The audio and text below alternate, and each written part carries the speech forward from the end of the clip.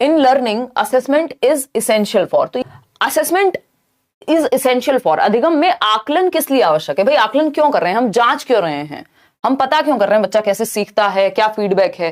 भाई फीडबैक के लिए कर रहे हैं या मोटिवेशन के लिए कर रहे हैं कि जो कमियां हैं उनको सुधार ले, अगर कुछ अच्छा है तो उसको देख करके मोटिवेट भी हो जाए। ये क्या हुआ? आकलन। जैसे आज आप साथ में क्या कर रहे हैं, हम असेसमेंट कर रहे हैं आप, तो ये तो सबको पता है कि ग्रेड्स और मार्क्स के लिए नहीं किया जाता, लेकिन स्क्रीनिंग टेस्ट और इसमें आप कंफ्यूज्ड हैं। तो एक तो मुझे क्या मिला, फीडबैक मिल गया, दूसरा आपको मोटिवेशन मिलेगी। भाई जब हम देखेंगे कि सीखते कैसे हैं तो मोटिवेशन मिलेगी। तो इन सभी में एक, क्योंकि असेसमेंट बहुत ही पॉजिटिव वर्ड है यहां, अगर इवैल्यूएशन होता तो एक बार को हम कह देते चलो जजमेंट के लिए करना नहीं चाहिए, लेकिन वहां पे जजमेंट किस चीज का, अचीवमेंट का हो सकता है। तो मोटिवेशन हो गया। दूसरा ऑप्शन क्या, fostering of the purpose of segregation and ranking. देखो कभी भी बच्चे को रैंक करने के लिए, सेग्रीगेट करने के लिए, हमने सीटेट के लेवल पे भी पढ़ा है, आप असेस नहीं करते। कोई भी काम इसलिए नहीं होता कि आप बच्चे पे लेबल लगा पाए कि तुम पास, तुम फेल, तुम फर्स्ट, तुम सेकंड, तुम थर्ड। रैंकिंग के लिए असेसमेंट नहीं होता। बच्चा सीखता कैसे उसके लिए असेसमेंट करते हैं, ग्रेड्स और मार्क्स के लिए कि कितने परसेंट आए, स्क्रीनिंग टेस्ट के लिए ये भी नहीं है। यहां पे असेसमेंट का जो जरूरत है या इसेंशियल है, स्क्रीनिंग टेस्ट डिफरेंट पर्पसेस के लिए यूज होता है, लेकिन असेसमेंट हम ये कहें कि जरूरी है स्क्रीनिंग टेस्ट के लिए, वो अपने आप में एक तरह का टेस्ट है ना। तो ऐसा नहीं कि यहां पे इसेंशियल जो है, जो सबसे बड़ी रिक्वायरमेंट है असेसमेंट की, आकलन की, जांचने की, वो क्या है, स्क्रीनिंग टेस्ट है। कि जैसे आप स्कूल में बच्चे का एडमिशन भी कराते हैं तो एक स्क्रीनिंग टेस्ट देना होता है, तो ऐसा नहीं है। ठीक, ये भी गलत, ये भी गलत, ये भी गलत। एक ही ऑप्शन पॉजिटिव है, बच्चे के हित में है, वो है मोटिवेशन। अगर हम असेसमेंट की थोड़ी सी बात कर लें तो असेसमेंट क्या है, यहां पे बेसिक डिफरेंस समझेंगे। एक तो असेसमेंट हिस्सा है किसका, इवैल्यूएशन का, है ना। आकलन जो है वो हिस्सा है मूल्यांकन का, तो ये ध्यान रखना है। जो भी कुछ आकलन में आता है वो सब इवैल्यूएशन में आ जाएगा, लेकिन इसका उल्टा ट्रू नहीं होगा, ऐसा नहीं हो सकता जो भी मूल्यांकन में आता हो वो सब असेसमेंट में भी आता हो। ठीक, ये बेसिक डिफरेंस है। ये जजमेंट के लिए जनरली किया जाता है, और अगर किया जाना चाहिए ये बात नहीं है। यहां पे फीडबैक या बच्चे सीखते कैसे हैं उसके लिए, ड्यूरिंग टीचिंग लर्निंग प्रोसेस कैसे सीख रहा है बच्चा। ठीक, अभी हम असेसमेंट ट्रायंगल भी पढ़ेंगे आगे चल करके, अभी ये शुरुआत है। ये एकदम ट्राई बॉल जैसा क्वेश्चन था, बहुत इजी क्वेश्चन था। इसका नेक्स्ट क्वेश्चन देखिएगा एक बार, क्वेश्चन नंबर 2 है आपके सामने, पढ़िएगा। क्वेश्चन नंबर 2 क्या कहता है, क्वेश्चन नंबर 2 क्या कहता है ये देखिएगा, और लाइक शेयर भी साथ में करते रहिएगा, चलते रहेंगे, समझते रहेंगे। फॉर्मेटिव और समेटिव असेसमेंट होता है। फॉर्मेटिव जो है वो फीडबैक के लिए, और समेटिव जो है वो जजमेंट के लिए। A teacher uses the exploratory approach, use of manipulatives and involvement of students in discussion while giving the concepts of mathematics. She uses this strategy too. तो ये केंद्रीय विद्यालय की वेबसाइट पे मॉक टेस्ट में भी गिवन है क्वेश्चन। तो ऐसा नहीं कि किसी और सब्जेक्ट की बात नहीं कर सकता पेडागोजी में। पेडागोजी मतलब पढ़ाएंगे कैसे, art of teaching, science of teaching. Pedagogy का मतलब ये नहीं कि वो आपसे ये बात नहीं कर सकता कि किसी और सब्जेक्ट के बारे में जरा भी बात ना हो, तो आपकी सीटेट की नॉलेज भी यहां काम आने वाली है। तो एक शिक्षक गणित के संप्रत्यों को सिखाते हुए खोज परक उपागम का उपयोग करती है, विद्यार्थियों की व्यावहारिक क्षमताओं का उपयोग करती है और उन्हें चर्चा में शामिल करती है। एक्सप्लोरेटरी अप्रोच का मतलब ही है एक्सप्लोरेशन यानी अन्वेषण, या एक तरह से हम कहें कि बच्चे को आजादी है एक्सप्लोर करने की, खोज की, एक तरह से डिस्कवरी लर्निंग को ये सपोर्ट करता है कहीं ना कहीं, है ना, उसको अपने अंदर जोड़ता है।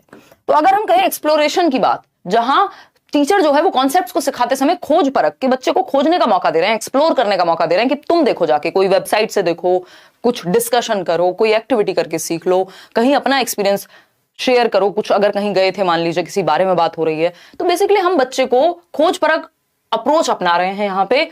Use of manipulatives and involvement of students in discussion while giving the concepts. अब यूज ऑफ मैनिपुलेटिव्स क्या है, बॉडीली वो एक्टिविटी करके, मूवमेंट करके किसी एक ब्लॉक या कोई भी एक टीचिंग लर्निंग मटेरियल पर फिजिकली एक्टिविटी करके सीख सकता है।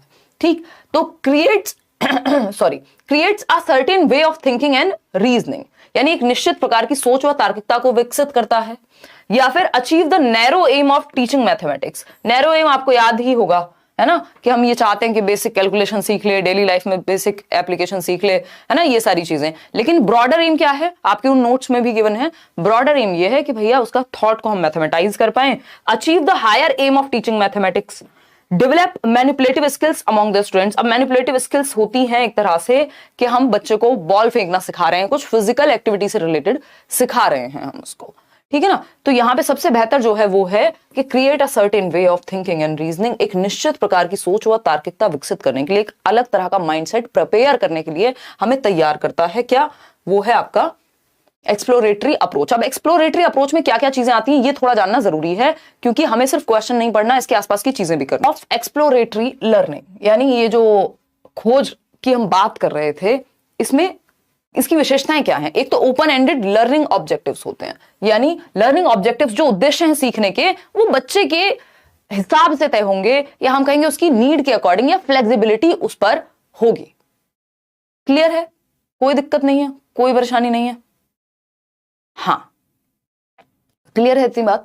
फिर आते हैं हम problem based questions that lead students to an array of answers and further questions. यहां पे प्रॉब्लम बेस्ड अप्रोच से कहानी शुरू होती है। एक प्रॉब्लम आपके सामने पोज की जाएगी, फिर बच्चे एक्सप्लोर करेंगे, ठीक।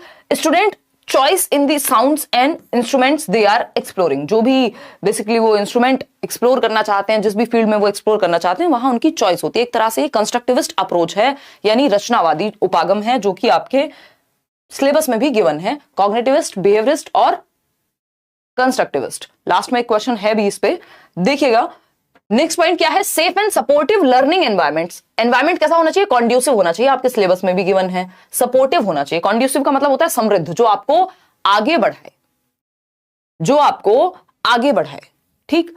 तो अगर हम बात करते हैं supportive learning environments where students can succeed और fail without penalty when exploring their musical ideas. मान लीजिए म्यूजिक की हम यहां बात कर रहे हैं, किसी भी अदर सब्जेक्ट की भी अगर हम बात करेंगे, तो सेफ और सपोर्टिव ऐसा एनवायरमेंट जहां बच्चा फ्रीली अपने इंटरेस्ट को एक्सप्लोर कर सके, वो एक्टिविटी करे तो इस बात का डर ना हो कि मैं फेल हो जाऊंगा, या इस बात का ऐसा कोई प्रॉब्लम ना हो, एक्सपेक्टेशंस बहुत ज्यादा इस तरह की ना हो कि रिजिड हो रहे हैं हम उसके साथ, जहां वो फेल भी हो तो कंफर्टेबली हो सके, क्योंकि ट्राई करना इंपॉर्टेंट है, फेल होना पार्ट है। Extensive time to explore without rushing students, मतलब हम ये कह सकते हैं कि समय जो है वो अच्छा खासा देना चाहिए। ऐसा नहीं है कि एक एक मिनट के लिए हम बच्चों के पीछे पड़ जाएं, बहुत रिजिड टाइम टेबल बना दें। Teacher guidance that emphasises exploring rather than organising the sensory qualities of sounds. तो हम ये कह रहे हैं कि भाई एक आपका ऑर्गेनाइज्ड एक्टिविटी होनी चाहिए। अच्छा, इसमें कुछ 5 एलिमेंट्स हैं साइकिल में। जब हम एक्सप्लोरेटरी लर्निंग की बात करते हैं तो इसमें 5 एलिमेंट्स हैं। इन 5 एलिमेंट्स को जान लेते हैं, क्या पता कहां नजर आ जाए।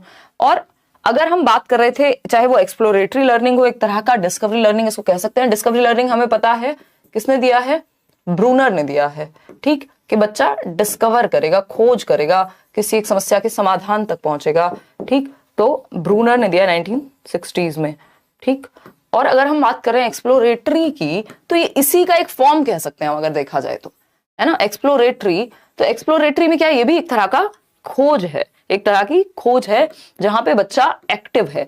दोनों ही क्या है, कंस्ट्रक्टिविस्ट अप्रोच है। मीनिंगफुल लर्निंग, यानी क्या होता है यहां पे, अर्थपूर्ण अधिगम होता है, अर्थपूर्ण अधिगम होता है ना। मीनिंगफुल लर्निंग होती है कंस्ट्रक्टिविज्म यानी रचनावाद, जहां बच्चा एक्टिव है, टीचर फैसिलिटेटर है, ये बात हमको पता है, ठीक। लर्निंग बाय डूइंग हो रही होगी। देखिएगा कंस्ट्रक्टिविस्ट कौन लोग थे, प्याजे, वाइगोस्की, ब्रूनर, ये सब जो है महत्वपूर्ण कंस्ट्रक्टिविस्ट लोग हैं, ठीक है। उसको जोड़ दिया गया है इसके साथ, जो आप ये छोटी छोटी लाइंस देख रहे हैं, ये जोड़ दिया गया है किसके साथ, कोल्ब के साथ यहाँ पे।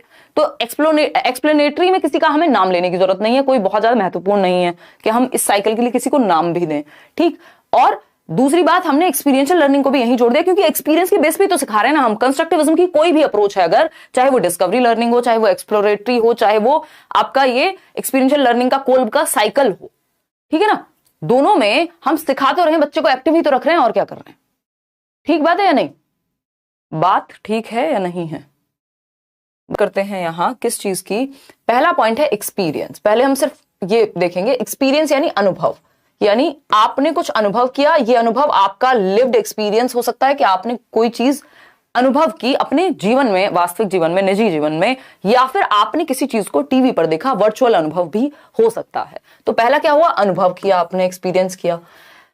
इसको हम अगर कोल्ब की भाषा में देखें तो ये एब्स्ट्रैक्ट या फिर लिव्ड और वर्चुअल, तो ये अमूर्त है एक तरह से, तो व्यक्ति क्या करेगा, एक्सप्लोर करेगा, या बच्चा क्या करेगा, एक्सप्लोर करेगा, खोजबीन करेगा, जिसमें वो ऑब्जर्व करेगा चीजें, एक्टिविटी करेगा, लर्निंग, इंटरेक्शंस। तो बेसिकली वो एक्टिवली इन्वॉल्व है। एक्सपीरियंस में आपने एक्सपीरियंस कर लिया, मेरे सामने कोई मूवी चल रही है, मैंने अनुभव कर लिया, कुछ हुआ मेरे साथ, वो अनुभव कर लिया। अब एक्सप्लोरेशन में मुझे उस पर सोचना है, एक्टिवली ऑब्जर्व करना है, एक्टिवली उसमें इन्वॉल्व रहना है।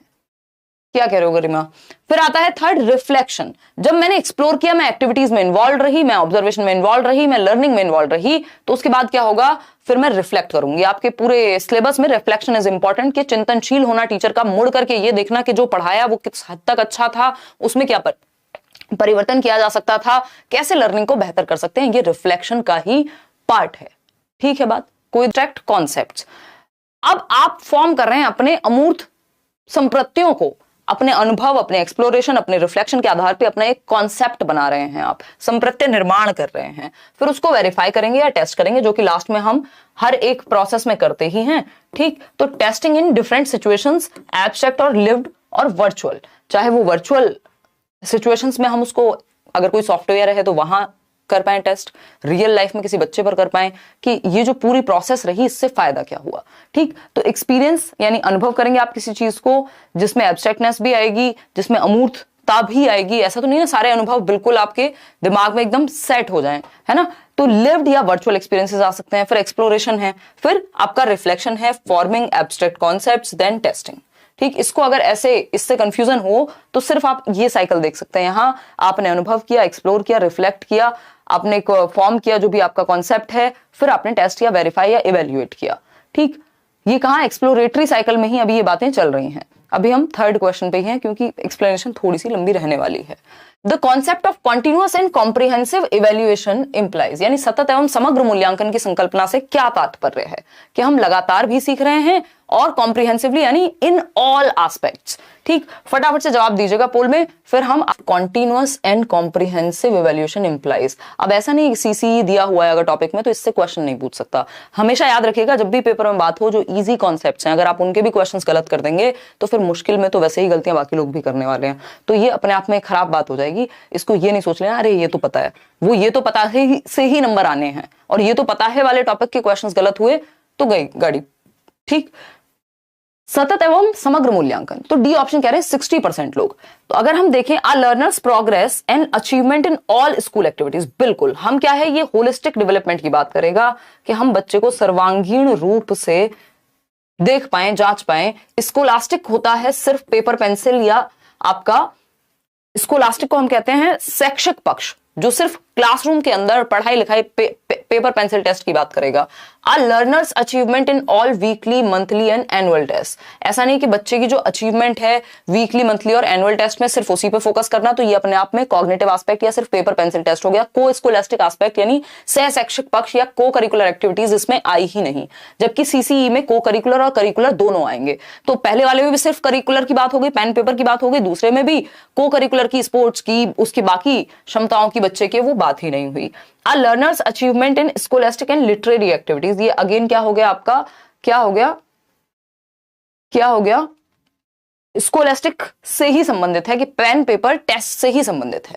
तो यहां पे क्या बात होगी, एक अधिगमकर्ता की सभी विद्यालय गतिविधियों में उन्नति एवं उपलब्धि, यानी हर तरह की activity in all school activities. अगर मैं देखूं यहां पे तो हम ये कह सकते हैं कि जब भी बात सीसीई की होगी, सतत एवं, ये सीबीएसई ने लागू किया था 2009 में, एक इवैल्यूएशन का, मूल्यांकन का एक सिस्टम है जिसमें हम सीसीई में क्या है आपका करिकुलर और को करिकुलर दोनों ही एक्टिविटीज आपकी शामिल होती हैं, है ना। स्कोलास्टिक और को स्कोलास्टिक, स्कूल मतलब ऑल एक्टिविटीज, एक तरह से हम हर एक पक्ष में बच्चों को जांचने की कोशिश कर रहे हैं, सिर्फ पेन पेपर पे नहीं, सिर्फ परसेंटेज वाइज ही नहीं, हम चाह रहे हैं कि उसका एप्टीट्यूड, उसका एटीट्यूड, हम उसको हर एक पक्ष में, वो म्यूजिक में कितना अच्छा है, वो स्पोर्ट्स में कितना अच्छा है, वो क्या अच्छा कर सकता है ना। शैक्षिक प्लस सह शैक्षिक, करिकुलर प्लस को करिकुलर कह लीजिए आप, या होलिस्टिक। होलिस्टिक वर्ड तो इतना प्यारा है, आपका नेशनल एजुकेशन पॉलिसी हो, आपका चाहे सीसीई हो, डेवलपमेंट का चैप्टर हो, हर जगह पे सर्वांगीण पॉइंट जो है, यानी इन ऑल एस्पेक्ट्स, हम बच्चे को ऑल एस्पेक्ट्स में यानी सभी पक्षों में जांचने की बात कर रहे हैं,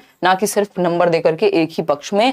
अगर हम इसको ऐसे देखें, इसमें सीसीई में भी एक जो पहला सी है वो है कॉन्टिन्यूअस। कॉन्टिन्यूअस का मतलब होता है लगातार, यानी कंटिन्यू रखेंगे हम किसी चीज को, है ना, ड्यूरिंग द होल ईयर ये चलता रहेगा।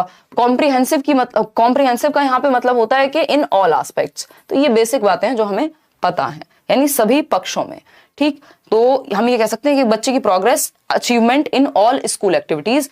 अगर हम इसको ऐसे देखें तो करिकुलम के कुछ प्रिंसिपल्स हो सकते हैं टीचिंग प्रोसेस में जिनको ध्यान में रखा जाए। ये एक्स्ट्रा में आपको डिस्कवरी लर्निंग के लिए दिए गए हैं, एक्सप्लोरेटरी लर्निंग से ही जुड़ा हुआ है। ये एक्सप्लोरेटरी लर्निंग के पास आना था कि बच्चा एंगेज्ड रहे, बच्चा इंफॉर्मेशन एक्सचेंज कर पाए, एम्पावर कर पाए, हम उसको एग्जिबिट कर पाए, एग्जीबिशन यानी प्रदर्शनी जो भी उसने बेहतर किया है, जैसे साइंस फेट वगैरह होती है, टीचिंग प्रोसेस का हिस्सा हो जाएगी। करिकुलम में चीजें इस तरह से डिजाइन हो कि बच्चा एंगेज रहे, एक्सप्लेनेशन की हम बात कर रहे हैं यहाँ। तो ये ऐसी छोटी छोटी चीजें मैं बीच में लगाती रहूंगी जिनसे आपको थोड़ा सा फायदा होता रहे। जो आप नजर डालें तो इनडायरेक्टली बहुत सारे क्वेश्चन आपके सॉल्व हो जाएंगे। इसमें किसी का नाम नहीं आएगा, लेकिन करिकुलम के लिए क्या सिद्धांत हो गए, इंपॉर्टेंस क्या हो गई कि एंगेज रहे बच्चा, इस तरह का करिकुलम प्लान हो, इन्फॉर्मेशन एक्सचेंज भी होता रहे, एम्पावर करें हम बच्चे को। यही तो कह रही है ना डिस्कवरी लर्निंग, यानी खोज अधिगम की जब हम बात कर रहे हैं, स्पाइरल करिकुलम की बात कर रहे हैं, ब्रूनर। एक्सप्लोरेशन, एक्सप्लेनेशन और एग्जीबिशन। एक्सप्लोरेशन में बच्चा अनुभव करेगा चीजें डिफरेंट डिफरेंट, एक्सप्लेनेशन में तो आप उसको और बेहतर तरीके से एज अ टीचर क्या कर पाते हैं, समझा पाते हैं, उससे जुड़ पाते हैं। एग्जिबिट में फिर आप फाइनली जो भी प्रोडक्ट है, मतलब जो भी लर्निंग है, उसको प्रदर्शित करते हैं। अगर इवैल्यूएशन के ट्रायंगल की हम बात करें, ये इंपॉर्टेंट है। अगर हम मूल्यांकन के ट्रायंगल की बात करें, अभी हम सीसीई की बात कर रहे थे, तो इवैल्यूएशन ट्रायंगल की अगर हम बात करें, जैसे हमें पता है एजुकेशन क्या है, ट्राइपोलर प्रोसेस है। किसने दिया? जॉन डुई ने। बाइपोलर प्रोसेस कौन कह रहा था? जॉन एडम्स कह रहे थे।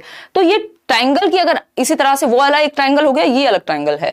तो इवैल्यूएशन ट्रायंगल की अगर हम बात करें तो एक सिरे पर होता है, एक कॉर्नर पे है क्या आपका ऑब्जेक्टिव्स, यानी आपके क्या कहते हैं भाई ऑब्जेक्टिव्स को, बताइए, उद्देश्य। ठीक, कि हम पढ़ा क्यों रहे हैं, उसके उद्देश्य क्या हैं, एक तो ये चीज हो गई। फिर बाद में हम लर्निंग आउटकम्स देखते हैं कि वो उद्देश्य किस हद तक अचीव हो पाए, वो ऑब्जेक्टिव्स किस हद तक अचीव हो पाए, इसलिए भी हम कई बार अचीवमेंट टेस्ट लेते हैं। ठीक है, फिर आता है लर्निंग एक्सपीरियंसेस। पहले ऑब्जेक्टिव सेट हो गए, भाई कोई काम हम क्यों कर रहे हैं, उसका एक उद्देश्य तो होगा जीवन में, है ना। आप किसी को पसंद कर रहे हैं, उसको फ्रेंड रिक्वेस्ट भेज रहे हैं, तो उद्देश्य कुछ तो रहा होगा आपके दिमाग में। ठीक है, फिर क्या है लर्निंग एक्सपीरियंस। लर्निंग एक्सपीरियंस है कि जब क्लासरूम में पढ़ाई लिखाई चल रही है या फिर जो भी एक्सपीरियंसेस स्कूल के दौरान हो रहे हैं, तो ये अधिगम के अनुभव हो गए, अधिगम अनुभव हो गए, ये हम कह सकते हैं। ठीक, अधिगम अनुभव हो गए, हम ये कह सकते हैं। ठीक है, फिर हम आएंगे नेक्स्ट पॉइंट पे जो कि है इवैल्यूएशन यानी मूल्यांकन। तो हम ये कह सकते हैं कि इवैल्यूएशन के ट्रायंगल में सिर्फ एक मूल्यांकन नहीं है कि सीधा सीधा आप इवैल्यूएट कर देंगे। पहले उद्देश्य निर्धारित होंगे, इन उद्देश्यों के अगेंस्ट क्या है, पहले अनुभव दिए जाएंगे। उन अनुभवों के बाद हम ये देखेंगे कि जो ऑब्जेक्टिव सेट हुए थे, जो उद्देश्य निर्धारित किए थे, जो गोल्स आपने बनाए थे, वो किस हद तक अचीव हो पाएंगे या हो पाए हैं। ठीक है ना, बहुत बड़े तेज प्रताप, क्लियर है? हाँ, कोई कह रहा है आप भी मुस्कुरा रही हैं, नहीं हमारे तो अधिकार ही नहीं है, हैं? मजाक कर रहे हैं। चलो आगे बढ़ते हैं, समझते हैं और जानेंगे चीजों को। अगर हम बात करते हैं यहाँ, तो इसमें 3 चीजें थी। OLE से आप याद रख सकते हैं, है ना, ओला नहीं है, ये ओल है। क्या है? ऑब्जेक्टिव्स, लर्निंग एक्सपीरियंसेस जो हम स्कूल में या पूरे ईयर में दे रहे हैं, और इवैल्यूएशन, ये इवैल्यूएशन ट्रायंगल के 3 सिरे हो गए। फिर आता है 4th क्वेश्चन, आपका पढ़िएगा, बहुत ही अच्छा क्वेश्चन है। यहां से असली क्वेश्चन शुरू हुए हैं, अब तक तो हम ट्राइबॉल खेल रहे थे, देखिएगा। तो the tendency of teachers to give high ratings to students without critically examining the quality of their work tends to. पढ़ लो एक बार, कोई दिक्कत। देखते हैं, the tendency of teachers to give high ratings to students without critically examining the quality of their work tends to, यानी विद्यार्थियों के कार्यों की गुणवत्ता की बिना समालोचनात्मक जांच के उच्च श्रेणी देने की अध्यापकों की प्रवृत्ति। यानी हम बच्चे की कॉपी में ये देख ही नहीं रहे कि वो उसने कितना क्वालिटी वर्क किया है ना, कि उसने, ठीक है ना, उसने कितना क्वालिटी वर्क किया है। तो विद्यार्थी की कार्य की गुणवत्ता हम देख ही नहीं रहे कि क्वालिटी ऑफ वर्क क्या है। हम देख रहे हैं हमें राइटिंग पसंद आ गई, या हमने जितना वो डिजर्व करता है उससे कहीं ज्यादा नंबर हम बिना क्रिटिकल थिंकिंग के ही दे रहे हैं। तो इससे होगा क्या?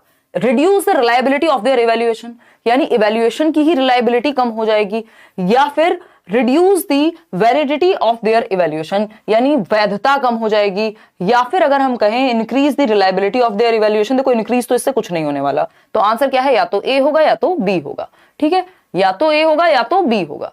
क्लियर है बात? तो अगर हम बात करें तो tendency of teachers to give high ratings to students without critically examining the quality of their work, ये क्या है? टेंडेंसी बन गई है। टीचर्स क्या है, बार बार क्या करते हैं, जितनी वैल्यू है उस चीज की उससे ज्यादा नंबर दे रहे हैं।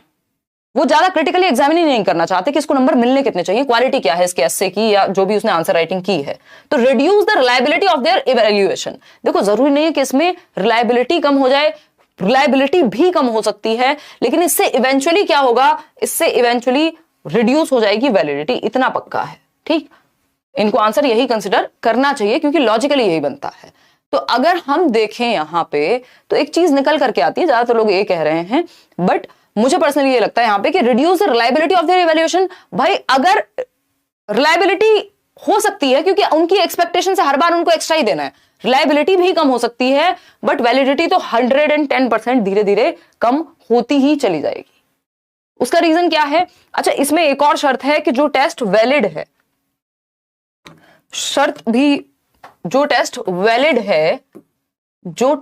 वैलिड है, ज्यादा चांसेस हैं कि वो रिलायबल अपने आप हो जाएगा, है ना, ज्यादा चांसेस हैं कि वो रिलायबल अपने आप हो जाएगा। इसमें 100% के तो हिसाब किताब नहीं होता, बट ये स्टेटमेंट चलता है अगर आप देखें एग्जाम्स में कि अगर वैलिड है तो रिलायबल होने की संभावना बढ़ जाती है। अब वैलिड और रिलायबल है क्या? वैलिड है जिस उद्देश्य के लिए बना है, जिस उद्देश्य के लिए बना है, जिस काम के लिए बना है, उस काम की पूर्ति करता हो। कि आपको केवीएस की पेडागोजी जांचने के लिए क्वेश्चंस बनाने थे, ऐसा ना हो मैथ्स के क्वेश्चन आपने उसमें डाल दिए, फिर वो वैलिड नहीं कहलाएंगे, है ना, फिर वो, हाँ बिल्कुल इनफ है, एक्शन ग्राफ वैलिड नहीं कहलाएंगे। तो जिस काम के लिए, जिस उद्देश्य के लिए बनाई गई हैं चीजें, क्या वो उसको, उसकी पूर्ति कर पा रही हैं? फिर रिलायबिलिटी क्या है? विश्वसनीयता, इसको वैधता कहते हैं। विश्वसनीयता क्या है भाई? कि सेम रिजल्ट दे पा रही हैं चीजें, बार बार अगर आप एग्जामिन कर रहे हैं तो क्या सेम रिजल्ट्स आ रहे हैं, बताइएगा।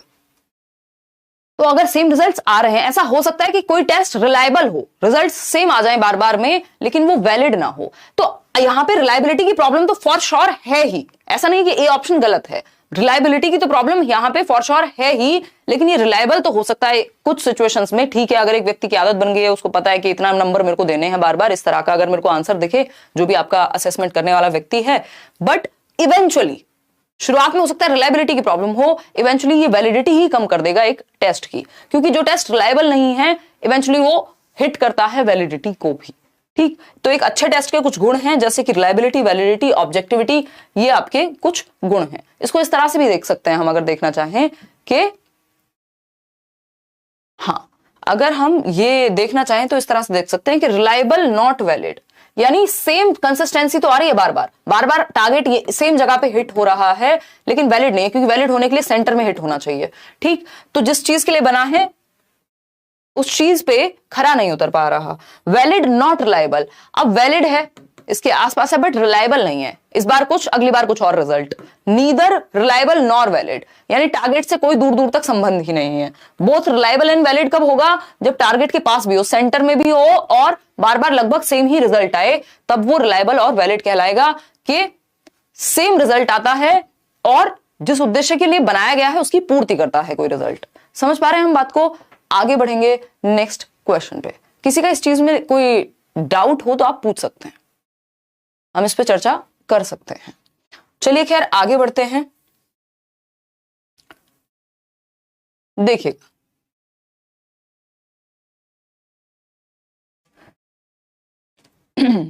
इसमें पॉसिबिलिटी है कि वो रिलायबिलिटी को काउंट कर जाएं, क्योंकि बहुत ही माइन्यूट डिफरेंस है दोनों में, यहां जिस तरह से क्वेश्चन पूछा है इन्होंने।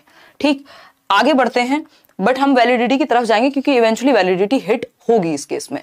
ठीक, हाई क्वालिटी फीडबैक में focus on the task subject, ये बहुत इंपॉर्टेंट है कि अगर एक फीडबैक जब आप इवेल्युएट कर रहे हैं बच्चे को, जब बच्चे का आकलन कर रहे हैं या फीडबैक देंगे उसको, तो कौन सा फीडबैक हाई क्वालिटी फीडबैक है, कौन सा लो क्वालिटी फीडबैक है, ये अवॉइड करना चाहिए एज अ टीचर आपको। तो उच्च गुणवत्ता वाला फीडबैक हम प्रतिपुष्टि किसको कहेंगे? जो फोकस करता है टास्क पर, कि भाई मान लीजिए बच्चे को आपने कोई टास्क दिया था, एक टास्क बेस्ड लर्निंग होती है ना, आगे पढ़ेंगे, आपने कोई टास्क दिया था, वो टास्क उसने कैसे पूरा किया, कितने समय में पूरा किया, कितने अच्छे से पूरा किया, इस बारे में आप फीडबैक देंगे, ना कि बच्चे पे पर्सनल कमेंट करेंगे, अरे तुम तो हो ही खराब, अरे तुम तो ढीले हो, है ना, फालतू बातें। बच्चे के पर्सनैलिटी पे नहीं उसके अटैक करना, हमें क्या करना है उस टास्क पर या उस एक सब्जेक्ट, जो काम हम उससे करा रहे हैं उस समय पे, जिस चीज के लिए हम फीडबैक दे रहे हैं उस चीज पे फोकस करना है, ना कि बच्चे को ही लेबल कर देना है। तो हाई क्वालिटी फीडबैक में क्या होगा? हम टास्क पे फोकस करेंगे, हम सब्जेक्ट पे फोकस करेंगे, हम सेल्फ रेगुलेशन स्ट्रेटेजीज पर, कि चैलेंजिंग टाइम्स में बच्चा खुद को कैसे मैनेज कर पाता है या कैसे रेगुलेट कर पाता है अपने इमोशंस को। ये सारी चीजें जो है वो हाई क्वालिटी असेसमेंट या हाई क्वालिटी फीडबैक का हिस्सा होंगी। वहीं अगर हम लोअर लेवल पे देखें या लोअर क्वालिटी फीडबैक देखें तो ये फोकस करेगा लर्नर्स पर्सनल कैरेक्टरिस्टिक्स, उसकी पर्सनल क्या क्षमताएं हैं, वो किस बैकग्राउंड से आता है। तो ये सारी जो है बेकार बातें हो जाएंगी, ये बिलो द बेल्ट चले जाएंगे हम, ठीक। और feedback that offers only general and वेग रिमार्क्स, यानी जनरल टर्म्स दे दो, जनरली कुछ भी कह दो, अरे तुम तो अच्छे हो। अब अच्छे हैं तो भाई क्या और अच्छा कैसे करें, कुछ एक फीडबैक तो दो, या तुम तो बहुत ही फलाने हो, है ना, तुमने हाँ काम ठीक किया है आपने। अब ये वेग हो गया कि आप कहना क्या चाह रहे हो, एग्जैक्टली बताओ ना कि बट हो सकता था, क्या हो सकता था। तो आपको जो फीडबैक देना है वो क्लियर देना है बच्चे को, जिससे स्पेसिफिक होकर के देना है कि आप टास्क, सब्जेक्ट या सेल्फ रेगुलेशन स्ट्रेटजीज इन पॉइंट्स पे ही उसको फीडबैक दें, क्लियर फीडबैक दें, स्पेसिफिक होकर के दें, ना कि जनरल और वेग टर्म्स में या फिर बच्चे की पर्सनल विशेषताओं पे कि वो किस परिवार से आता है, वो कपड़े कितने अच्छे पहनता है ना, या उसकी पर्सनैलिटी कैसी है। तो उनसे बेटर है कि आप टास्क बेस्ड उसको फीडबैक दें। फिर आता है क्वेश्चन नंबर 5, ये क्या कहता है देखते हैं एक बार। As a teacher while evaluating learning of students you should avoid. भाई एक टीचर के रूप में जब आप बच्चों के अधिगम को क्या कर रहे हैं, इवेल्युएट कर रहे हैं, उसका मूल्यांकन कर रहे हैं कि बच्चे सीखते कैसे हैं, तो अवॉइड क्या करेंगे, बचेंगे किससे। ये नॉट वाले क्वेश्चन सबसे खतरनाक होते हैं। तो किस चीज से बचना है जब हम बच्चे को इवेल्युएट कर रहे हैं, आकलन कर रहे हैं, ये देखने की कोशिश कर रहे हैं कि हमारे जो भी ऑब्जेक्टिव्स थे वो किस हद तक अचीव हो पाए हैं, या फिर हमने कैसे लर्निंग एक्सपीरियंसेस दिए हैं, उसमें सुधार की क्या जरूरत है। में तो आप श्योर हैं कि मेकिंग कंपैरिजंस बिटवीन देम, बच्चे को कंपेयर नहीं करना होता, बच्चे को कोलैबोरेशन की तरफ लेके जाना है। कंपेयर करना है तो उसकी ही तुलना उसी से करनी है। भाई 3 महीने पहले कैसे थे और आज कैसे हो, अच्छे हो, बुरे हो, बेहतर हो, क्या कर सकते हो बेहतर। बच्चे को ही खुद से कंपेयर करें, आप खुद को खुद से कंपेयर करें, आपस में 2 लोगों को कंपेयर ना करें। वो फेयर नहीं होता लाइफ में कभी भी, है ना, वो सही तरीका भी नहीं है स्पेशली सिखाने का। फिर हम सिर्फ कॉम्पिटिटिव स्पिरिट नेगेटिव वाली भरते हैं। एक कॉम्पिटिटिव स्पिरिट होती है कि आप खुद में विश्वास आपका बढ़ रहा है, अपनी क्षमताओं में आपकी सेल्फ एफिकेसी, आपकी सेल्फ एस्टीम बढ़ रही है ना। तो using variety of ways to collect information about the students, तो ये तो पॉजिटिव बात हो गई। हमको तो नेगेटिव चाहिए क्योंकि नॉट पूछा है हमसे, तो गलत पूछा है। फिर आएंगे प्रोवाइडिंग फीडबैक टू स्टूडेंट्स, ये भी पॉजिटिव बात है कि आप फीडबैक, प्रतिपुष्टि दे रहे हो बच्चे को, कैसे वो इंप्रूव करे।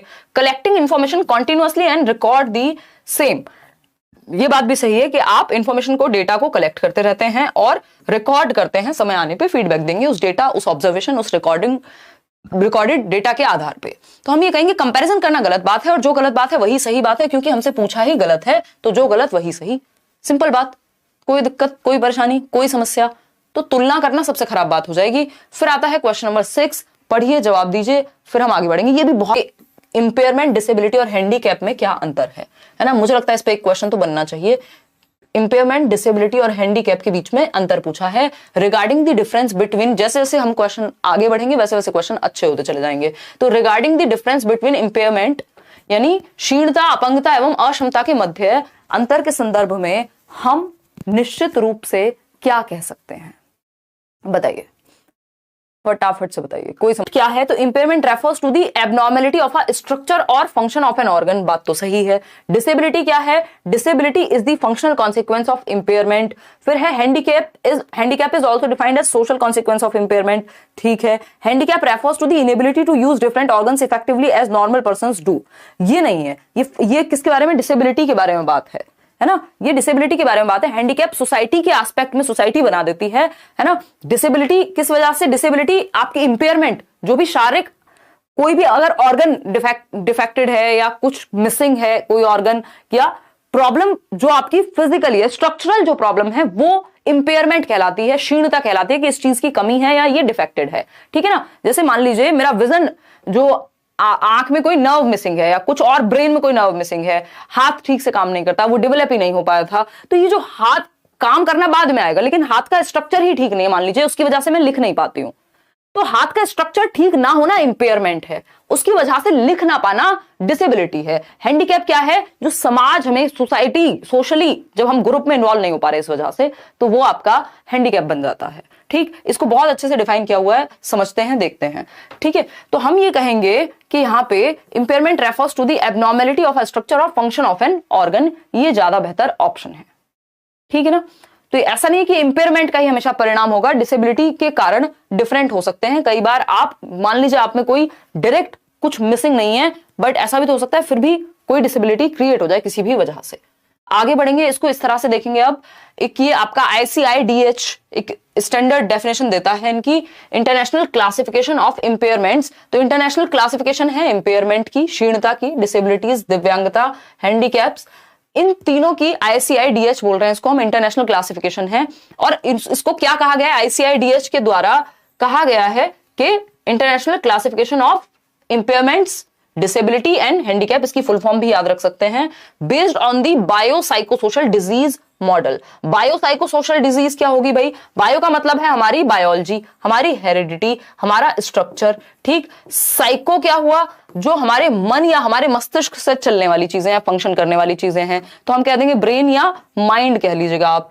सोशल क्या है, जो सोसाइटी ने हमको एक परसेप्शन क्रिएट कर दिया है, क्योंकि हमें मान लीजिए चलने में, हमारे पैर में कोई दिक्कत थी तो उसकी वजह से हम दौड़ नहीं पा रहे थे, बट सोसाइटी ने क्या कहा, अरे तुम तो फलाने हो, तुम तो ऐसे हो, या तुमको तो इस चीज में इन्वॉल्व ही नहीं करेंगे, तो वो तब हैंडीकैप बन जाता है। जब तक आपको उस चीज से दिक्कत हो रही थी वो डिसेबिलिटी थी, लेकिन जो फंडामेंटली जो चीज मिसिंग है या आपका मान लीजिए स्ट्रक्चर में ही जो प्रॉब्लम है, वो अपने आप में इंपेयरमेंट कहलाता है। कुछ एक्स्ट्रा चीजें मैंने ऐड कर दी हैं। देखिएगा, अगर हम बात करें यहां तो स्ट्रक्चरल एंड फंक्शनल, तो यहां पे क्या बात हो रही थी, यहां पे बात हो रही थी कि स्ट्रक्चरल और फंक्शनल दोनों ही किसमें, इंपेयरमेंट में आ जाएंगे, ठीक। लेकिन इन्होंने क्या किया, फंक्शनल को, जस्ट फंक्शनल को अलग से डाल दिया बी ऑप्शन में, ठीक। तो अगर हम कहें स्ट्रक्चरल एंड फंक्शनल बॉडी इंपेयरमेंट्स, तो स्ट्रक्चर और फंक्शन से रिलेटेड, प्रकार्य और संरचना से संबंधित दुर्बलता या समस्या इंपेयरमेंट्स कहलाएंगी, यानी हम कहेंगे ये इंपेयरमेंट है, ठीक। जब बच्चे की संरचना में कोई प्रॉब्लम हो या कार्यात्मकता में उसकी वजह से कोई समस्या आ रही है।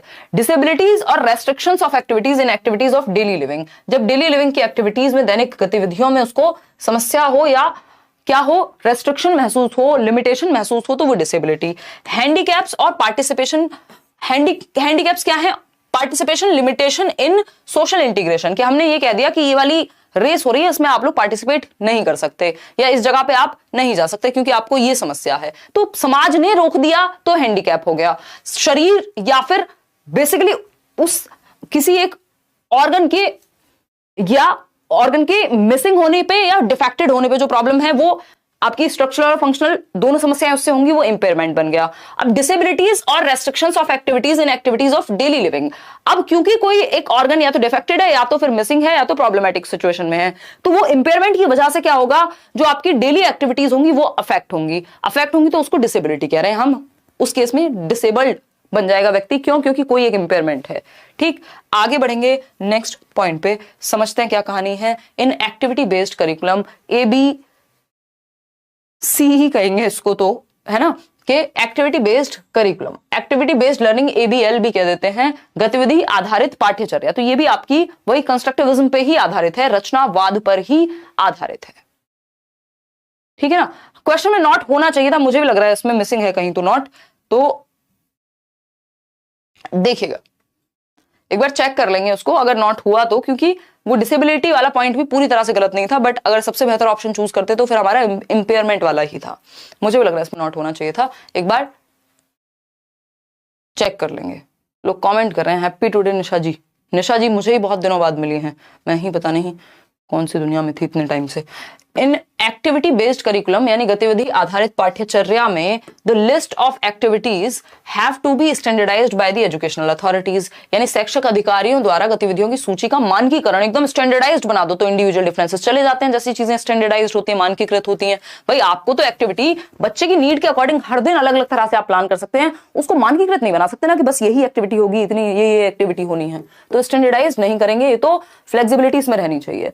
स्टैंडर्डाइज जितनी भी चीजें होती हैं उनमें इंडिविजुअल डिफरेंसेस की कमी हो जाती है, ये पॉइंट याद रखिएगा, है ना। मानकीकरण जब हम बहुत ज्यादा कर देते हैं, क्योंकि वो मानकीकरण बड़ी पॉपुलेशन के लिए है। अगर मान लीजिए हम केंद्रीय विद्यालय का एग्जाम ले रहे हैं या सीटेट का एग्जाम ले रहे हैं, तो 20 लाख लोग मान लीजिए अगर दे रहे हैं, केवीएस में तो नहीं है ऐसा, तो उस केस में इंडिविजुअल डिफरेंसेस पे उतना फोकस नहीं जाता कि इस व्यक्ति की क्या नीड्स हैं, ये किस तरह से, मान लीजिए कोई बच्चा हो जो ओरली ज्यादा अच्छे से सुना दे, लेकिन हमने इंडिविजुअल डिफरेंसेस का हम ध्यान नहीं रख पाते स्टैंडर्डाइज में, क्योंकि बड़ी पॉपुलेशन को केटर करना होता है, ठीक।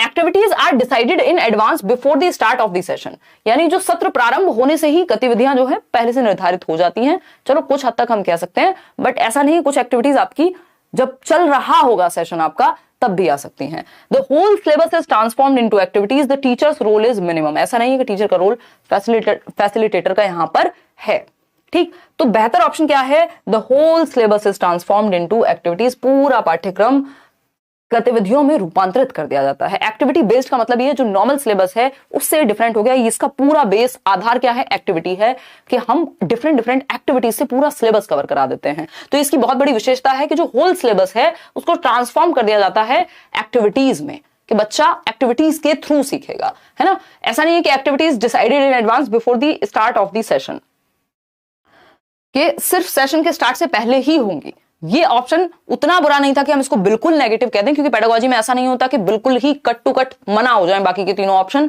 लैंग्वेज का भी फर्क आता है, कॉन्सेप्ट में सब्जेक्टिविटी होती है, कई बार हमें बेहतर ऑप्शन चाहिए, चार में से वही वाला रूल लागू होगा। आप अपने लिए किसी को पसंद कर रहे हैं, ढूंढने जा रहे हैं, शादी कर रहे हैं, आपको बेस्ट चाहिए बाकी ऑप्शंस में, है ना। ठीक है, आगे बढ़ते हैं, 1 नंबर वही दिलाएगा आपको। ठीक, तो ये एक बेसिक सी बात हुई। एक टास्क बेस्ड लर्निंग भी है, ये तो एबीएल हुई आपकी, एक्टिविटी बेस्ड लर्निंग। ये सब कंस्ट्रक्टिविज्म अप्रोच जो है आपकी रचनावादी, उससे ही प्रभावित हैं, क्योंकि बच्चे को एक्टिव रखने की बात करते हैं, मीनिंगफुल लर्निंग होगी यहाँ पे। टास्क बेस्ड लर्निंग टीबीएल में क्या होता है, एक टास्क दिया जाएगा, टास्क को आधार बनाया जाएगा, प्रेजेंटेशन होगी, एक इस टास्क पे फोकस करेगा, प्लानिंग करी जाएगी। फिर उसके बाद क्या होगा, प्री टास्क क्या है, इसमें 3 स्टेजेस हैं, कि टास्क से पहले बच्चे को एंगेज कर रहे हैं, कुछ क्वेश्चंस पूछ रहे हैं, एक्सप्लोर करा रहे हैं, फिर टास्क के टाइम पे उस टास्क पे फोकस होगा, फिर उसके बाद रिव्यू या इवैल्यूएशन, जैसा कि हर जगह पे होता है कि वो टास्क कितना एक्यूरेटली कर लिया गया है। ये चीज होती है टास्क बेस्ड लर्निंग में, टीबीएल हम इसको बोलते हैं। अब अगर हम बात करें एक्टिविटी बेस्ड लर्निंग, एबीएल के कुछ सिद्धांत हैं बेसिक। एबीएल में हमने क्या देखा, पूरे सिलेबस को हमने क्या कर दिया, ट्रांसफॉर्म कर दिया एक्टिविटी बेस्ड चीजों पे। जैसे अभी ये उड़ने का कॉन्सेप्ट किससे, एक एक्टिविटी करके सीख रहे हैं, है ना। कोई समाज में कोई समस्या चल रही है, उसका नुक्कड़ नाटक से सीख रहे हैं अगर जो कॉन्सेप्ट है, तो यानी सारे सिलेबस को ट्रांसफॉर्म कर दिया एक्टिविटी में, तो वो एक्टिविटी बेस्ड हो गया। ठीक है ना। तो अब यहां पर हम क्या सीखेंगे, प्रतीक्षा बताइए, कि एक्टिविटी बेस्ड लर्निंग के कुछ 5 सिद्धांत हैं जो महत्वपूर्ण हैं। Act as a guide rather than a lecturer. ये हमें वैसे भी ध्यान रखना है कि लेक्चर मेथड को हम बहुत अच्छा नहीं मानते। लेक्चर मेथड कब अच्छा है, व्याख्यान विधि कब अच्छी है, इसको चॉक एंड टॉक मेथड कहते हैं। जैसे अभी जो स्थिति है हमारी थोड़ी बेटर है, हमारे पास स्मार्ट बोर्ड है आज की दुनिया में। अदरवाइज आज से 20-30 साल पहले हम क्या देख रहे हैं, आज भी बहुत सारी जगह पे चॉक का इस्तेमाल किया जाएगा और टॉक का इस्तेमाल किया जाएगा, तो ये थोड़ा बोरिंग हो जाता है। लेकिन इसका फायदा क्या है कि आप ज्यादा इंफॉर्मेशन को कम समय में डिलीवर कर सकते हैं। ज्यादा बड़ी पॉपुलेशन, यानी ज्यादा बड़े जो स्टूडेंट्स की संख्या अगर बहुत ज्यादा है, तो आप 1000, 2000, 200-500 लोगों को भी लेक्चर दे सकते हैं अगर थोड़ा सा टेक्नोलॉजी का इस्तेमाल कर लें तो इसको चॉक एंड टॉक मेथड कहते हैं। बहुत ही पुरानी विधि है, लेकिन इसकी बहुत सारी प्रॉब्लम्स हैं, क्योंकि ये पैसिव बना देती है बच्चे को, टीचर सेंटर्ड मेथड है। ठीक, तो हमें यहाँ पे, क्योंकि एक्टिविटी बेस्ड लर्निंग क्या है, कंस्ट्रक्टिविज्म आधारित है, एक तरह से रचनावाद, बच्चे को एक्टिव रखने पे फोकस करेगी, नाम ही है एक्टिविटी बेस्ड, यानी प्रतिक्रिया की या सक्रियता की बात कर रहे हैं हम। तो यहाँ पे टीचर को एक गाइड के रूप में वो करना है, अपने आप को रिप्रेजेंट, ना कि एक लेक्चरर के रूप में कि जो बस ज्ञान देकर के चला जाए। गाइड या फैसिलिटेटर क्या होगा, जो उनके बीच में रह के नॉलेज को क्रिएट करा सके, फैसिलिटेट कर सके, जिन चीजों की जरूरत हो वहां पर वो अवेलेबल कराई जाए। Maintain open communication with students, ये जरूरी है कि डिस्कशन यानी चर्चा की जाए, परिचर्चा की जाए, डिबेट्स हो क्लासरूम में, तो ये सबसे ज्यादा जरूरी है कि हम बात कर पाए।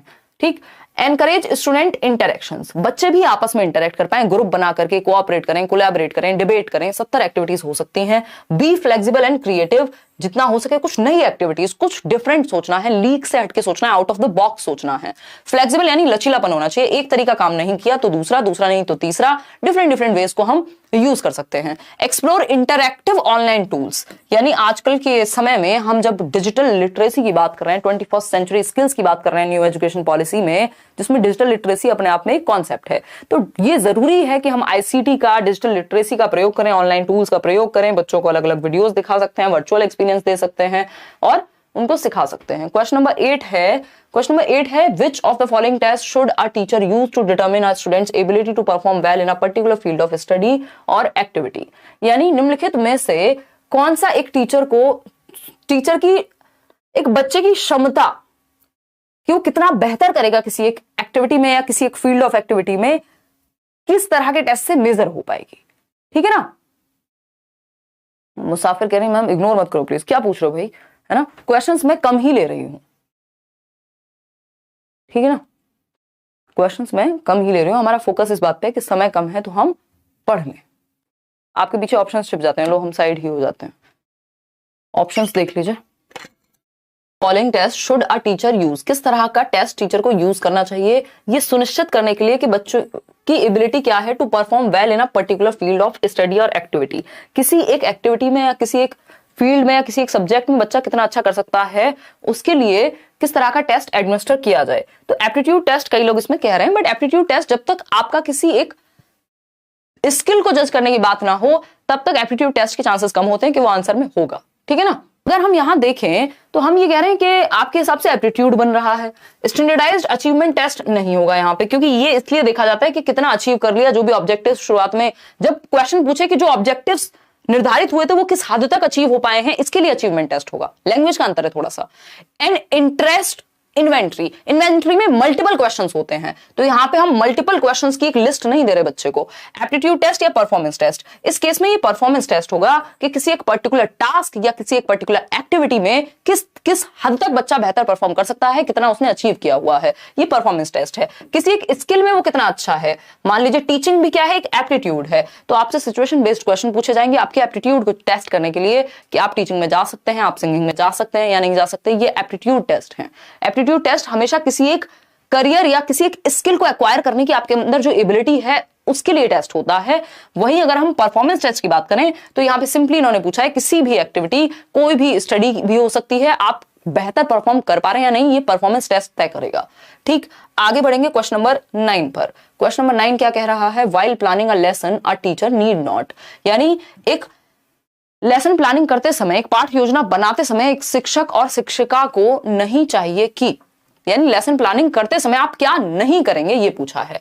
तो लेसन प्लानिंग करते समय आप कंसल्ट करेंगे रेफरेंस बुक को, बिल्कुल कर सकते हैं। ऐसा थोड़ी है कि आप अपना लेसन प्लान कर रहे हैं तो आपका, जब हम सिलेबस भी कर रहे हैं तो पता नहीं कितने सोर्सेज एकदम तलाशने पड़ते हैं, चाहे वो एनआईओएस की किताबें हो, चाहे वो इग्नू की किताबें हो, चाहे वो एनसीईआरटी की किताबें हो, सीबीएसई के मैनुअल्स हो, आपके मेरी पर्सनली जो इतनी किताबों के ढेर हैं, है ना, तो क्या होगा, रेफरेंस बुक्स तो यूज करनी पड़ती हैं। ऐसा थोड़ी है कि आप सब कुछ जानते होंगे, तो वह एक संदर्भ पुस्तक से परामर्श ले, लेसन प्लानिंग में जरूरी है।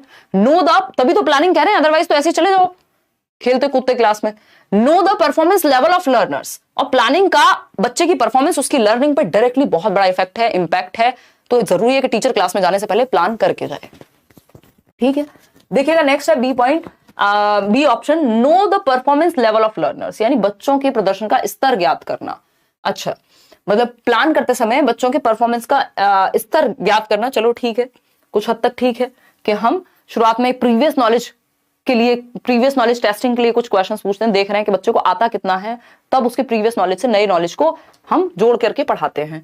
Worry about the expected outcomes of his और हर टीचिंग, ये गड़बड़ है कि आप लेसन प्लानिंग कर रहे हैं और आप पहले से ही क्या है, चिंतित हैं कि परिणाम क्या आएगा, कितने बच्चे पास होंगे, कितने बच्चे फेल होंगे, कितने बच्चे टॉप करेंगे। तो ये सही तरीका नहीं है लर्निंग का, कि आपका फोकस सारा जो है वो इस बात पे हो, जैसे अभी कई लोगों का होगा कि हाय रे पास होऊंगा कि फेल होऊंगा, कहीं फेल ना हो जाऊं, कहीं फेल ना हो जाऊं, बजाय कि होना किस चीज पे चाहिए कि क्या क्या पढ़ लूं, रेफरेंस मटेरियल, है ना, अभी किस लेवल पे हूं, ठीक है उसको चेक कर लूं, लेकिन परेशान ना हूं कि इतने आ रहे हैं मॉक टेस्ट में, तो ये सोच लूं कि अब जो है आउटकम क्या होगा, आउटकम क्या होगा, इसकी वरी नहीं करनी है, चिंता नहीं करनी है इस चीज की, बट हो जाती है थोड़ी। Know the home background of the learners, यानी बच्चे किस परिप्रेक्ष्य से आ रहे हैं, ये जानना भी जरूरी होता है। यहां पे आप बच्चे को जज नहीं कर रहे हैं कि वो गरीब परिवार से है या अमीर परिवार से है, यहां पे आप उसकी जो बैकग्राउंड है, जो पृष्ठभूमि है, जिस पृष्ठभूमि से वो आता है उसको जानेंगे तो अच्छे एग्जांपल्स, जिस दुनिया से वो आता है, वो जो स्कूल और घर के बीच का गैप है जो एनसीएफ कहता है, उसको आप कम कर पाएंगे। ये जो गैप है कि बच्चा स्कूल में अनकंफर्टेबल या उतना कंफर्टेबल महसूस नहीं कर पाता जितना वो घर पे करता है, इसको आप कम कर पाएंगे, इस गैप को, है ना। ये जो गैप है किसके बीच में, स्कूल और होम के बीच में, इसको आप कम कर पाएंगे यदि आप बच्चे से थोड़े से जुड़ जाएं तो। ठीक है, ये गैप क्या हो जाएगा, कम हो जाएगा यदि हम उसके बैकग्राउंड को थोड़ा सा जानते होंगे। इसलिए हम पेरेंट टीचर मीटिंग्स रखते हैं जो आपका हमें जानने में मदद करती हैं। क्वेश्चन नंबर 10 देखिएगा, ये भी अच्छा क्वेश्चन है, एक क्वेश्चन इस पे आएगा मुझे लगता है। When preparing IEP individual educational plan which of the following should not be considered a basis, जब आप इंडिविजुअलाइज्ड एजुकेशनल प्लान बना रहे हैं तो किस चीज को ध्यान में नहीं रखेंगे। इंडिविजुअलाइज्ड एजुकेशनल प्लान किसके लिए बनते हैं, स्पेशल एजुकेशन में स्पेशल बच्चों के लिए बनाए जाते हैं। सही है बात, ठीक है, निशा ने कह दिया, मान लिया हमने, ठीक। और अगर हम बात करें किस चीज की, तो individualised educational plan special education में स्पेशल बच्चों के लिए बनाए जाते हैं, उनके पेरेंट्स का इन्वॉल्वमेंट लेकर के, बच्चे की नीड को देखते हुए, हर एक बच्चे के लिए इंडिविजुअल डिफरेंस का ध्यान रखते हुए हम इंडिविजुअलाइज्ड, नाम ही है इंडिविजुअलाइज्ड, यानी इंडिविजुअल की नीड्स को ध्यान में रख करके। कोई बात नहीं प्रियल, मैंने कहा था आपको, बैच में भी कहा था जिस दिन सिलेबस खत्म हुआ था, कि अभी जब शुरुआत में हम क्वेश्चंस करना शुरू करेंगे तो एक दो दिन तो ऐसा लग सकता है कि यार क्या चल रहा है ये, है ना, या फिर गलतियां ज्यादा हो रही हैं तो घबराहट होगी, बट वो कॉन्सेप्ट्स फिर धीरे धीरे क्लियर हो जाएंगे। ये पीडीएफ आपके पास आएगी, इसके बारे में आप और पढ़ेंगे, जिन ऑप्शंस में कंफ्यूजन उनके बारे में और पढ़ेंगे, है ना, कोई दिक्कत नहीं। पूजा अच्छा स्कोर है, मेहनत करो बस, ठीक। तो अगर हम डी ऑप्शन की बात करें यहाँ पे, जो कि आप लोग कह रहे हैं, देखते हैं current strength of the learner. भाई बच्चे की स्ट्रेंथ को बेस बनाएं, बिल्कुल सही बात है कि बच्चे के अंदर क्षमताएं क्या हैं उसको बेस बनाया जाएगा, कमियां क्या है उनको जाना जाएगा, लेकिन बेस किसको बनाएंगे, स्ट्रेंथ को, क्योंकि हम स्ट्रेंथ पे ही तो बिल्डिंग बनाएंगे ना। अगर हम बात करें नेक्स्ट पॉइंट पे, तो ऑप्शन बी है individual goals to be achieved, यानी हम व्यक्तिगत उद्देश्य क्या निर्धारित कर रहे हैं, बच्चे के सामने क्या प्रेजेंट कर रहे हैं, क्या उसको अचीव करना है। फिर आता है time frames for achievement of the goals, यानी कितने समय में क्या क्या करना है, उसको अचीव करना है। Preparing the IEP without consulting the parents, देखो एक टाइम फ्रेम भी ठीक है, आप कुछ हद तक निर्धारित कर सकते हो, बट ये टाइम फ्रेम भी फ्लेक्सिबल होना चाहिए, बच्चे पे इंपोज्ड नहीं होना चाहिए, ठीक। अब यहाँ पे प्रॉब्लम क्या है कि पेरेंट्स को इन्वॉल्व ही ना करें, यही प्रॉब्लम बन जाएगी, क्योंकि पेरेंट्स को इन्वॉल्व किया जाता है क्योंकि वो बच्चे को बेहतर जानते हैं, बच्चा घर पे रहता है एक अच्छे खासे समय, और उसकी क्या क्षमताएं हैं, उसको अगर स्पेशल एजुकेशन में डिसेबिलिटी है कोई, तो उसकी क्या लक्षण है, क्या वो किस तरह की प्रॉब्लम्स को फेस करता है घर पे, या नॉर्मल माहौल में वो कैसे बिहेव करता है घर पे, ये सब आपको पता होना चाहिए। बच्चे की नीड और उसकी क्षमताओं को, उसकी कॉम्पिटेंसीज को, उसकी स्ट्रेंथ्स को ध्यान में रख करके पेरेंट्स के इन्वॉल्वमेंट के साथ आप एक इंडिविजुअलाइज्ड एजुकेशन प्लान बनाते हैं जो बच्चे के बेहतरी के लिए हेल्पफुल होता है। तो preparing the IIP without consulting the parents, ये गड़बड़ हो जाएगी। आईआईपी में पेरेंट्स का कंसल्टेशन जरूरी होता है, ठीक।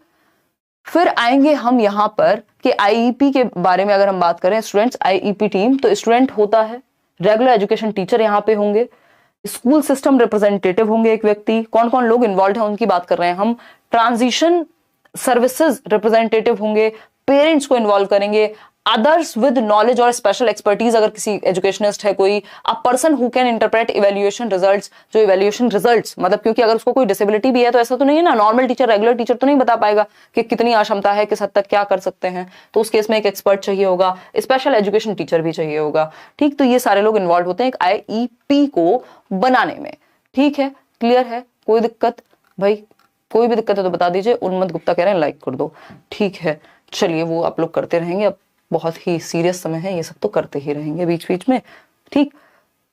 थोड़ा प्रयास करेंगे हंसी मजाक करने का। देखिएगा क्वेश्चन नंबर, क्योंकि आजकल प्रयास ही किया जा रहा है, नेचुरली तो बहुत ज्यादा हंसी मजाक आ नहीं रहा है। क्वेश्चन पूछा है, looking at a visual a teacher in her class said to students, यानी कि विजुअल को देखते हुए, दृश्य को देखते हुए टीचर ने कहा अपनी कक्षा में, विद्यार्थियों से पूछा कि what does the picture mean.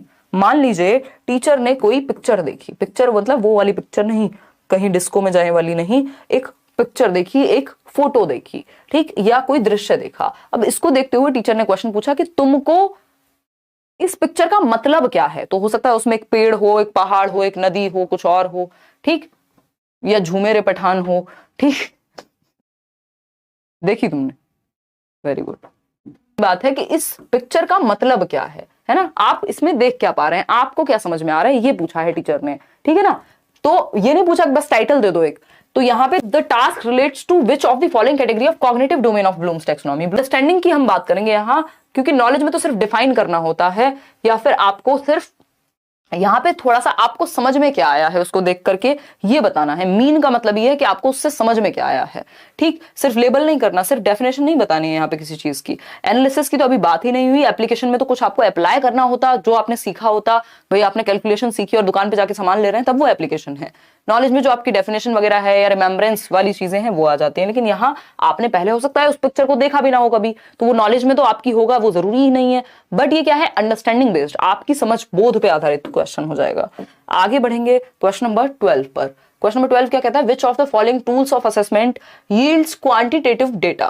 Quantitative data मतलब कि भाई एकदम क्वांटिफिएबल डेटा कहां से मिलेगा, मात्रात्मक डेटा कहां से मिलेगा, आकलन के निम्नलिखित उपकरणों में से कौन मात्रात्मक डेटा देता है। क्वांटिटेटिव बोले तो क्वांटिटी, परसेंटेज, नंबर्स कहां से आएंगे। क्वालिटी क्या है, बेहतर, बहुत बढ़िया, जरूरी नहीं वहां पे नंबर्स की बात हो, क्योंकि क्वालिटी मतलब गुणवत्ता, लेकिन क्वांटिटी मतलब यहाँ पे नंबर्स की बात होगी, एग्जैक्ट डेटा चाहिए होगा, इतने परसेंट आए या फिर इतने लोग थे, इनमें से इतने पास हुए, इतने फेल हुए, ये क्या है, क्वांटिटी है। पास तो इतने लोग हो गए, लिटरेट तो इतने परसेंट लोग हैं, लेकिन उनमें से सच में क्वालिटी एजुकेशन, वो जो आपकी फ्लुएंसी एंड न्यूमरेसी, जो फाउंडेशनल लिटरेसी एंड न्यूमरेसी है, वो सच में कितने लोगों के पास है, वो क्वालिटी है ना। तो क्वांटिटेटिव डेटा की बात हो रही है जिसमें हम नंबर्स के थ्रू देख सकें। तो सर्वेज में ऐसा होता है कि आप एक जनगणना भी देख रहे हैं, एक नॉर्मल सर्वे भी आता है, तो उसमें क्वांटिटी हम पता कर सकते हैं कि इतने लोगों ने इस सर्वे में पार्टिसिपेट किया, इतने परसेंट लोगों को ये अच्छा लगा, इतने परसेंट लोगों के पास ये चीज है, इतने परसेंट लोगों का ये मानना है। मतलब डेटा आपको एग्जैक्ट मिल जाएगा सर्वे में। लेकिन केस स्टडी में एग्जैक्ट नहीं, यहां क्वालिटी की बात होगी। एक व्यक्ति अध्ययन जिसको हम कहते हैं, केस स्टडी में एक व्यक्ति के बारे में बात हो रही है, उसके बैकग्राउंड के बारे में बात हो रही है, उसके जीवन की घटनाओं के बारे में बात हो रही है, उसकी अच्छी और बुरी बातों के बारे में बात हो रही है। उसको आप परसेंटेज में थोड़ी ना जांच दोगे, है ना। तो ये तो क्वांटिटी नहीं क्वालिटी की बात होगी। फोकस ग्रुप डिस्कशंस, ये आपके एनसीएफ बनाने से पहले भी होते हैं फोकस ग्रुप डिस्कशंस। इनमें भी चर्चा क्वालिटी बेस्ड है, ये ना कि ये क्वांटिटी बेस्ड है। बहुत सारी बातें निकल के आएंगी कि करिकुलम में ये होना चाहिए, वो होना चाहिए, उसमें से कुछ चीजें मानी जाएंगी, कुछ चीजें नहीं मानी जाएंगी। तो वो फोकस ग्रुप डिस्कशन का मतलब ही हो गया, डिस्कशन तो कोई क्वांटिटेटिव थोड़ी होता है, ठीक है ना। फिर आएंगे पोर्टफोलियो पे। तो पोर्टफोलियो में एक फाइल है आपके अचीवमेंट्स की over the period of time जो बनाई गई है। ये परसेंटेज या नंबर्स में आपको फीडबैक नहीं देती, इससे आप समझ बनाते हैं। तो सिंपल आंसर के A option is the right answer. आगे बढ़ेंगे, क्वेश्चन नंबर 13 देखिएगा। In which of the following type of test items are constructed to maximise discrimination among students. बहुत ही प्यारा क्वेश्चन, बहुत बहुत बहुत प्यारा क्वेश्चन, पूछना चाहिए इनको आपसे, है ना। समझते हैं भाई। पोर्टफोलियो इसलिए नहीं होगा ना क्रिएटिव शिवांगी, क्योंकि पोर्टफोलियो परसेंटेज बताने के लिए नहीं होता। पोर्टफोलियो बच्चे के बारे में उसकी जो क्वालिटीज हैं उनके लिए है, उसकी जो अचीवमेंट्स हैं उनके लिए। वो प्रिसाइजली, ऐसा नहीं है कि पोर्टफोलियो में कोई भी चीज नहीं मिलेगी जिसमें क्वांटिटी हो, लेकिन बिल्कुल प्रिसाइजली अगर देखें तो सर्वे तो 100% क्वांटिटेटिव होगा। तो हमें तो बेस्ट ऑप्शन चूज करना है, इस बात को दिमाग में बिठा लीजिए, है ना, कि आप पार्टनर चूज करने जा रहे हैं, आपको बेस्ट चाहिए 4 ऑप्शंस में से, ठीक है ना। तो यहां ऑप्शन भी 4 लोगों में से, 4 ऑप्शंस में से बेस्ट नहीं होगा तो नंबर मिलेगा नहीं। हो सकता है चारों ऑप्शन पेडागोजी में सही हो, क्योंकि ये गणित नहीं है, 2 + 2 4 नहीं कर पाएंगे हर बार हम। कुछ क्वेश्चंस में ऐसा हो सकता है जहां 2 + 2 4 हो, क्योंकि वो फैक्चुअल क्वेश्चंस हो जाते हैं फिर। लेकिन जो अंडरस्टैंडिंग बेस्ड क्वेश्चंस हैं उनमें सब्जेक्टिविटी लगती है, ठीक है। In which of the following type of test items are constructed. Test item इसलिए बनाए जा रहे हैं, जैसे क्वेश्चंस, टेस्ट आइटम का मतलब क्या है, क्वेश्चंस इस तरह से कंस्ट्रक्ट किए जा रहे हैं टू मैक्सिमाइज डिस्क्रिमिनेशन। बच्चों में अंतर पता करना है हमें तो, कि भैया तुमको ले नौकरी में या नहीं। तो तुम्हारे इतने परसेंट आए तो लेंगे, जिसके इतने परसेंट आए हैं उसको नहीं लेंगे। तो जैसे केंद्रीय विद्यालय की बात कर लें तो 180 में से भाई अच्छा 140 लेके आ रहे हो, 150 लेकर के आ रहे हो, 130 लेकर के आ रहे हो, जो भी मेरिट सेट हो। तो दूसरों से डिस्क्रिमिनेट करना है, क्योंकि सबको तो नौकरी नहीं दे सकते। तो जहां भी डिस्क्रिमिनेट करने की बात आ जाए दूसरों से, समझ जाओ कहानी क्या है, समझ जाओ कहानी है किसकी, नॉर्म रेफरेंस टेस्ट की। ये स्टैंडर्डाइज टेस्ट के 2 टाइप्स हैं, नॉर्म रेफरेंस और क्राइटेरियन रेफरेंस, सीआरटी और एनआरटी बोलते हैं हमको। ऑब्जेक्टिव रेफरेंस जैसा हम कुछ पढ़ते नहीं है, इसी में आ जाएगा फिर ये नॉर्म रेफरेंस में, कैसे भी ले लो उसको। परफॉर्मेंस रेफरेंस जी नहीं, यहां पे बात क्या है, मानक संदर्भित, निकट संदर्भित नहीं, मानक संदर्भित। क्राइटेरिया क्या है, क्राइटेरिया है सीटेट में 90 मार्क्स लेकर के आने हैं भाई, या 55% मार्क्स लेकर के आने हैं, 60% लेकर के आने, जनरल को 55% लेकर के आने, कैटेगरी वाले बंदे को क्राइटेरिया है। किसी को डिफरेंशिएट करने में उन्हें कोई इंटरेस्ट नहीं है, जो क्वालिफाई कर ले वो पास, 12th में 33% ले आओ, पास हो गए, क्राइटेरिया है। लेकिन नॉर्म क्या है, दूसरों से अलग करना है आपको, क्योंकि सबको नहीं ले सकते हैं। तो टॉप वो करेगा जिसका सबसे हायर परसेंटेज होगा, या फिर इंटरव्यू के लिए वो लोग जाएंगे दूसरों से डिफरेंशिएट होके जिनकी परसेंटेज है, जो लोग मेरिट में आएंगे। तो नॉर्म रेफरेंस का मतलब समझ रहे हैं, नॉर्म रेफरेंस का मतलब है एक मानक टेस्ट जो कि नॉर्म को फॉलो करता हो, कि उस टाइम पे नॉर्म क्या है, उस टाइम पे मेरिट क्या है। तो मैक्सिमम डिस्क्रिमिनेशन जो होगा वो नॉर्म रेफरेंस टेस्ट में होगा। इसको ऐसे देखते हैं, समझिएगा एक बार। ये है आपका क्राइटेरियन रेफरेंस टेस्ट। क्या है ये, क्राइटेरियन रेफरेंस टेस्ट है कि हम क्या है, क्राइटेरिया देख रहे हैं कि भाई जो 5 फीट से ऊपर के लोग होंगे उनको हम एक पुलिस सेवा में भर्ती कर लेंगे। मतलब थोड़ा कम ले लिया मैंने, फीमेल्स की बात कर लेते हैं कि अच्छा 5'5" किसी की हाइट है या 5 फीट किसी की हाइट है, तो हम इस एक्टिविटी में उन बच्चों को खिला सकते हैं। मतलब कोई प्ले एक्टिविटी है, तो ये क्राइटेरिया होगा। बस कितनी चाहिए, 5 फीट हाइट चाहिए। ये नहीं कि सबसे लंबा कौन है। अगर ये देखा जाएगा कि 4 लोग हैं उनमें सबसे ज्यादा हाइट किसकी है, उसको लेंगे, तो फिर वो नॉर्म रेफरेंस बन जाएगा, क्योंकि हम डिफरेंशिएट कर रहे हैं दूसरों में। यहां हमने क्राइटेरिया सेट कर दिया, इसीलिए क्राइटेरियन रेफरेंस टेस्ट कह रहे हैं, ठीक है ना। तो क्राइटेरियन रेफरेंस टेस्ट, सीआरटी बोलते हैं इसको, स्टैंडर्डाइज्ड टेस्ट का ही पार्ट है, यानी आपके मानकीकृत परीक्षणों का हिस्सा है। जैसे सीटेट है वो क्या हो गया, सीआरटी हो गया। केंद्रीय विद्यालय, डीट+बी, ये सब क्या हो गए, एनआरटीज हो गए, क्योंकि यहां बाकी लोगों से अलग करनी है। हाँ, क्रीमी लेयर वाली कहानी कह सकते हो। तो क्राइटेरियन रेफरेंस टेस्ट में क्या होगा, compare students knowledge and skills against a pre determined standard cut score और अदर क्राइटेरिया। पहले से क्राइटेरिया सेट है कि तुम इतने परसेंट ले आओ, काम खत्म। In criterion reference test the performance of other students does not affect a student's score. आपने सुना होगा सीटेट के टाइम पे भी मैंने बहुत बार कहा है, सैकड़ों बार कहा है कि आपका कंपटीशन किसी से नहीं है। सीटेट में कंपटीशन है ही नहीं, आपको सिर्फ अपना देखना है कि क्योंकि आप अगर किसी को हेल्प कर देंगे तो उसके नंबर ज्यादा आ भी जाएं तब भी ऐसा थोड़ी कि आपके 90 आ गए तो आप क्वालिफाई नहीं कर पाए, सामने वाला कर गया। आपका कंपटीशन वहां किसी से है ही नहीं, क्वालिफाइंग एग्जाम है, कंपटीशन आपका खुद से ही है। वैसे जीवन में भी यही होता है। तो क्राइटेरिया में क्या है, परफॉर्मेंस के लिए यहां पे दूसरों बच्चों की परफॉर्मेंस नहीं अफेक्ट नहीं करती है किसी बच्चे के स्कोर को। तो एक क्राइटेरिया सेट हो गया कि 5 फीट हाइट है, अंदर आ जाओ भाई, तुमको वेलकम है, अब तुम इस प्रोसेस को, इस चीज को कर सकते हो, या इतनी एज होगी, मान लो 18 साल से अब आप वोट दे सकते हो। अब ये नहीं है कि किसकी एज ज्यादा है वो देगा, 4 लोगों का कंपैरिजन की जरूरत नहीं होती सीआरटी में। अगर हम बात करते हैं, इसको इंग्लिश में याद रखिएगा, नॉर्म रेफरेंस टेस्ट की।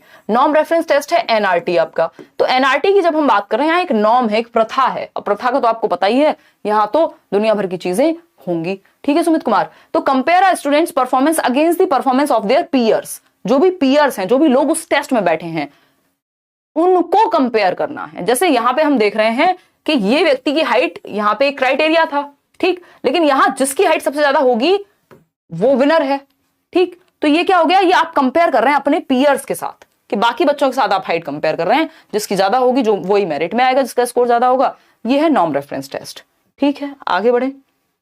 N effective instructional plan whose role should be minimum, यानी एक अच्छे प्रभावी इंस्ट्रक्शनल प्लान के लिए, एक अनुदेशनात्मक योजना के लिए किसका रोल सबसे कम होना चाहिए, बताइए। स्टूडेंट्स, भाई इनका इन्वॉल्वमेंट होना चाहिए। इनका इन्वॉल्वमेंट मिनिमम या न्यूनतम क्यों होना चाहिए, है ना।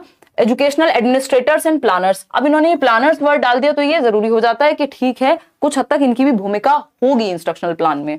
ठीक, इसमें आपके प्रिंसिपल आ सकते हैं, हालांकि मेजरली जो है टीचर की भूमिका होती है प्लानिंग में, टीचर्स आएंगे। ठीक, लेकिन पेरेंट्स की भूमिका मिनिमम होती है, एक तरह से कम होती है प्लानिंग में, है ना। होती तो है, ऐसा नहीं है। जब हम स्पेशली आईआईपी बना रहे हैं, जब इंडिविजुअलाइज एजुकेशनल प्लान बना रहे हैं, वहां तो बहुत है।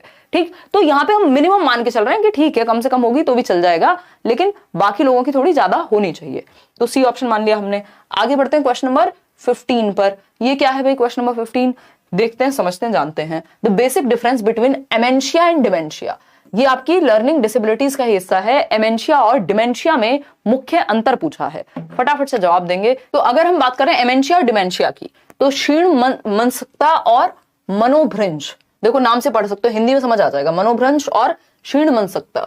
तो अगर हम देखें एमेंशिया और डिमेंशिया में बेसिक डिफरेंस क्या है, तो dementia involves a more advanced state of psychiatric dysfunction.